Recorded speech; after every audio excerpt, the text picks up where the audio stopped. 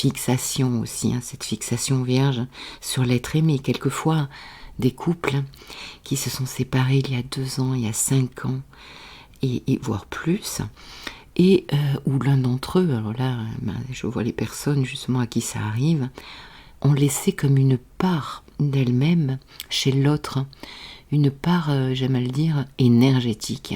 Et c'est très difficile justement de laisser l'autre justement avec ce qui nous appartient. Donc tout un travail sur soi, de quoi en fait si ça nous est arrivé ce genre de choses, c'est que quelque part déjà nos frontières n'étaient pas complètement fermées. Quand nous sommes complètement fermés au niveau énergétique, on ne peut pas venir nous voler un morceau justement de cette énergie. Donc en psychocorporel, il y a besoin de fermer les limites justement énergétiques et puis de le faire aussi au niveau psychologique. Donc pour résumer quelque part cette nouvelle lune là, Soleil, Lune, Mercure en Balance, donc ça nous parle de nouveau départ, de beaucoup d'énergie là qui commence à vibrer et nous verrons le résultat lors de la pleine lune. Et ce nouveau départ, eh bien on dirait quand même pour moi qu'il correspond beaucoup, enfin qu'il dépend beaucoup de cette Vénus nulle noire opposée à Saturne. Alors nous avons un autre élément, c'est Mars en Scorpion, qui est chez Pluton et qui sort d'un aspect, un très grand aspect intense que je vais traiter lors des prochains potins, puisque c'est la semaine d'après. Tension intense avec le maître Pluton de la transmutation et le maître des ténèbres, les amis. Cet aspect grave se passera le 9, donc autour du 9, la veille et le lendemain, 8, 9, 10 octobre. Et donc ici, il faut voir aussi ce qui se passe justement autour du 9, puisque cette nouvelle lune, tu vas y arriver Christine, se passera le 14. Mars, c'est quoi? C'est nos désirs, c'est notre énergie. Et ce que Pluton a pu répondre à Mars, justement, autour du 9, eh bien, c'est assez intéressant. Est-ce vous, la personne, justement, qui ne lâchez rien dans vos désirs, dans vos actions, ou est-ce l'autre? Il y a beaucoup de manipulation, de violence au rendez-vous ici. Bref, Mars en Scorpion, c'est une énergie très combative, voire extrémiste, mais je traiterai ce transit lors des prochains potins de la comète. Pour tout le monde, justement, on regardera Mars en Scorpion pour chaque ascendant et justement quel secteur de vie il va activer chez vous pour chacun des signes. Alors, en tout cas ici, ça chauffe, ambiance menottes et martinée, les amis, au coucher. C'est le Scorpion, Bon, c'était de l'humour. En tout cas, là où je veux en venir, c'est surtout au beau trigone de cette nouvelle lune de Mars à Saturne rétrograde en Poisson. Donc ici, il y a beaucoup d'eau, les amis. Donc on est dans l'émotionnel, l'intuition, les ressentis. Et ici, on dirait qu'il nous tient à cœur justement d'aboutir, et ce tout en gardant notre sang-froid quand même du Saturne, à un sentiment de, justement, construction Saturne, d'avancer pas à pas, toujours le même Saturne, tout en gardant et en écoutant, en s'écoutant, ressenti, intuition à suivre. Il y a besoin de transformer, travailler sa psyché aussi, dans toute cette eau, travailler son émotionnel. Mars en Scorpion, c'est une aide extraordinaire pour les accompagnements en thérapie, pour aller bouger un peu sa psyché. D'ailleurs, si vous avez un problème à régler psychologique du passé, ce que je vois beaucoup, c'est la thématique amoureuse, la thématique d'attachement, de dépendance, de valeur et de respect de soi. Eh bien, pourquoi ne pas vous offrir une ou plusieurs séances, ça dépend le travail que vous avez à faire, alors avec moi ou avec un autre thérapeute, mais en tout cas, allez-y. Donc on l'aura compris, pour tous les métiers d'aide, c'est une bonne période pour travailler. On peut ici sortir d'un truc toxique d'ailleurs, une espèce de sac de nœuds. Mars Saturne va beaucoup nous aider. C'est le moment de construire autre chose. Et donc, qu'est-ce que je pourrais dire en conclusion? Je n'ai pas parlé d'une chose, de deux choses. La nouvelle lune est opposée à Chiron, la blessure, les amis.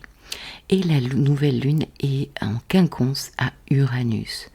Donc il se peut que d'ailleurs je pense que c'est ça, cette nouvelle lune appuie là où ça fait mal, la blessure Chiron, pour justement arriver à en guérir. Chiron est non loin du nœud nord, en bélier, donc d'ailleurs il va y avoir une conjonction d'ici peu. Il y a tout ce nœud nord à travailler. Revoyez ma vidéo sur le nœud nord. Tout cet axe bélier-balance là à guérir. Et alors socialement, bien sûr, ça va pas être d'une histoire d'amour, bien que d'une histoire d'amour social. Quant aux gens qui nous gouvernent aussi. Et d'ailleurs, si on voit par la lunette du social ici, avec toute cette balance-là, et ce carré à Mars-Pluton, ça va quand même pas mal chauffer. Ici, en balance, c'est toutes les lois qui nous permettent le bon vivre ensemble. Et avec le nœud sud, comme pour nous, individuellement, il y a des choses à lâcher.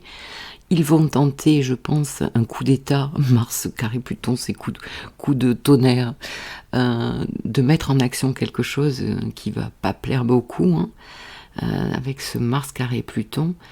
Et bien si on regarde socialement cette opposition Vénus, Lune Noire, Saturne, des sacrifices, on nous demande des sacrifices quant à notre argent, Vénus ici. En Vierge, ça compte, mais comme il y a la Lune Noire, ça compte mal ici. Ça compte mal, donc beaucoup de frustration aussi possible. Des sacrifices demandés, eh ben oui. Bon, qu'est-ce qu'on peut dire de plus? Eh bien que nous devons nous diriger vers le Bélier, donc l'indépendance, l'autonomie, la nouveauté.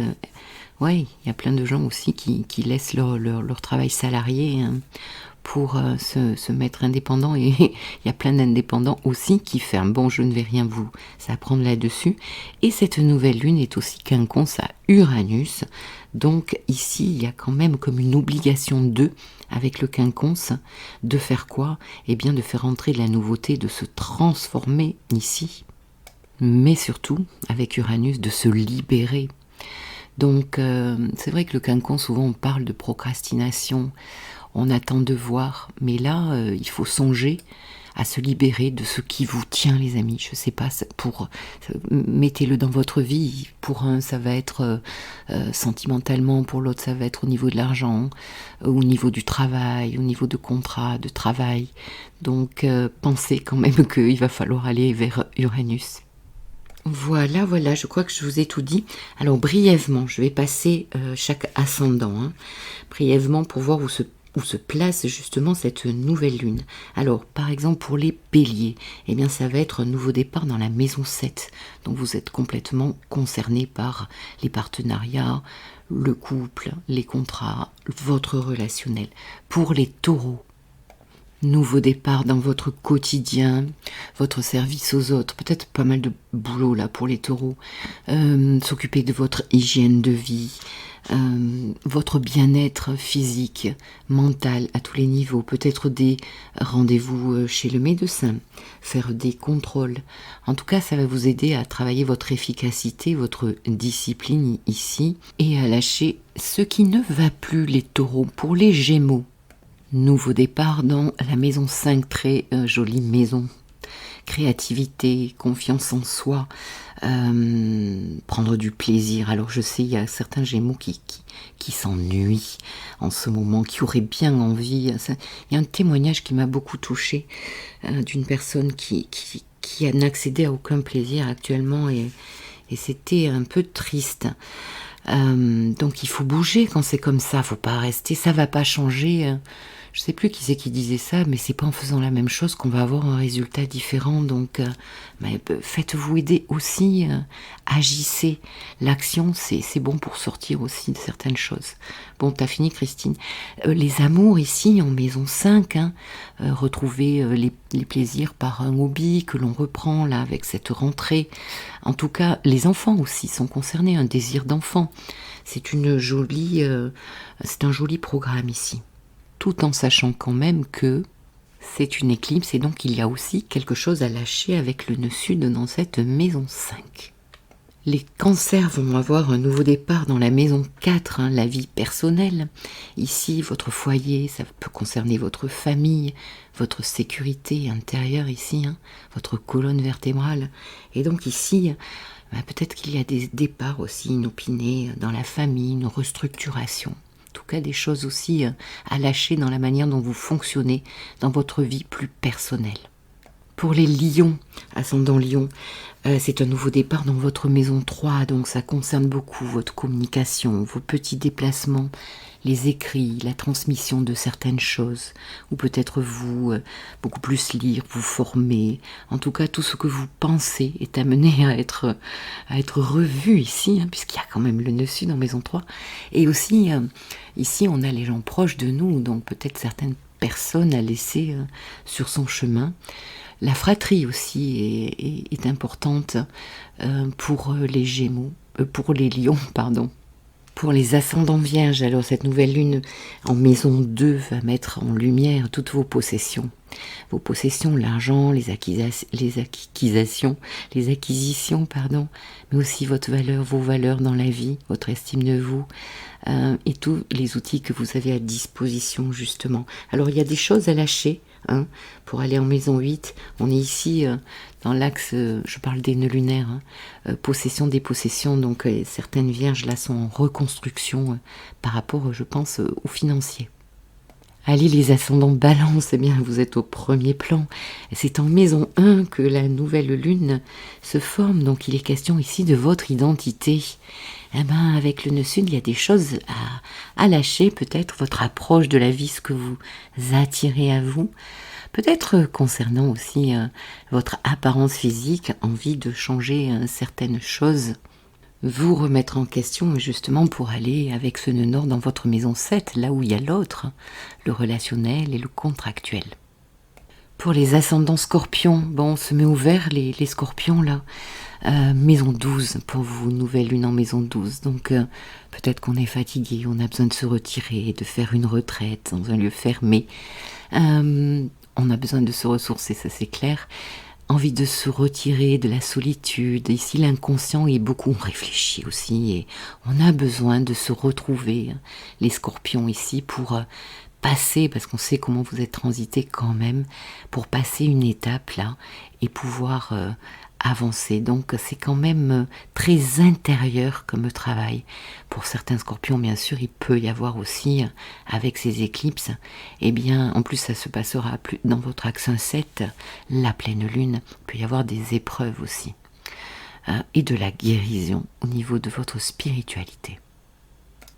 Pour les ascendants sagittaires, c'est l'amitié, vos soutiens dont il va être question, votre futur, vos projets et toute l'énergie que vous mettez avec les autres dans des groupes, des réseaux de personnes, avoir à se servir aussi, refaire un site internet, tiens, ou en faire un, en créer un, se servir des réseaux sociaux par exemple. En tout cas, la conscience collective ici prend toute son importance. Il y a peut-être justement des collaborations maison 11 à lâcher, pourquoi pas, ou des amitiés, c'est possible. Pour les ascendants Capricorne, alors c'est en maison 10 que cette nouvelle lune éclipse se passe. Il y a quelque chose à lâcher ici au niveau du statut social. Bon, ça peut concerner tout votre chemin de vie, hein. C'est un peu la roue qui tourne ici en maison 10, donc tous les domaines de votre vie, votre chemin de vie. Mais quand même, il y a une histoire de vocation, de travail, de carrière, de place sociale. Donc, qu'est-ce que vous avez envie de lâcher pour justement vous transformer et faire autre chose?